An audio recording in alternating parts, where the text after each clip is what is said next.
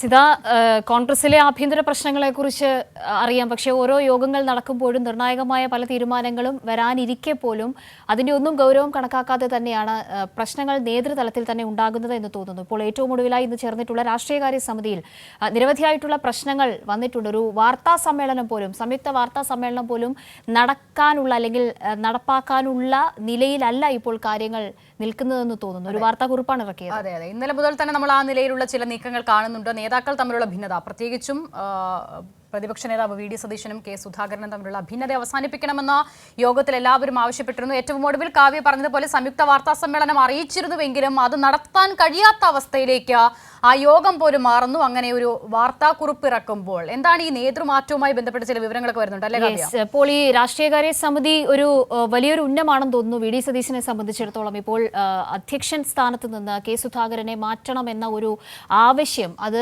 ഉണ്ടാകാനുള്ള സാധ്യത ഉണ്ട് എന്നിപ്പോൾ പറയപ്പെടുന്നു. നേതാക്കളെ പ്രത്യേകം AICC general secretary Deepa Das Munshi, കേരളത്തിന് ചുമതലയുള്ള ജനറൽ സെക്രട്ടറി, അവർ പ്രത്യേകം കണ്ടുകൊണ്ട് കാര്യങ്ങൾ ഇപ്പോൾ അന്വേഷിക്കുന്നുണ്ട്. സുധാകരനെ മാറ്റണമെന്ന് വി ഡി സതീശൻ ആവശ്യപ്പെടുമെന്നൊരു സൂചന ഇപ്പോഴുണ്ട്. നിലവിലെ അഭിപ്രായ ഭിന്നതയൊക്കെയും നമുക്ക് അറിയുന്ന കാര്യമാണ്.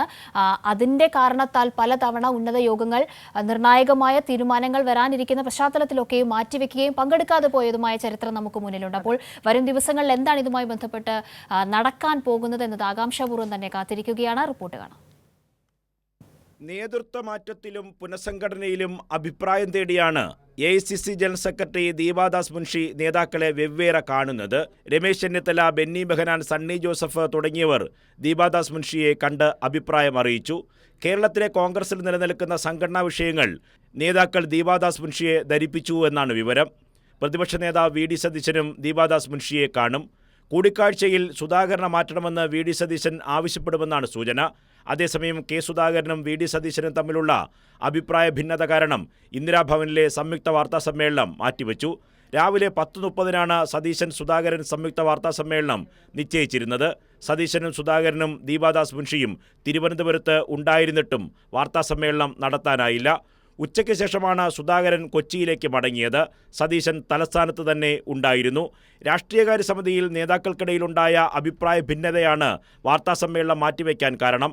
സതീശനെതിരെ AP അനിൽകുമാർ രംഗത്തെത്തിയതും യോഗത്തിൽ നേതാക്കൾ തമ്മിൽ വാക്കേറ്റമുണ്ടായതും വിവാദമായിരുന്നു. ഇതിനെ തുടർന്നാണ് സതീശൻ വാർത്താസമ്മേളനത്തിൽ നിന്ന് പിന്മാറിയത്. കൈരളി ന്യൂസ്, തിരുവനന്തപുരം.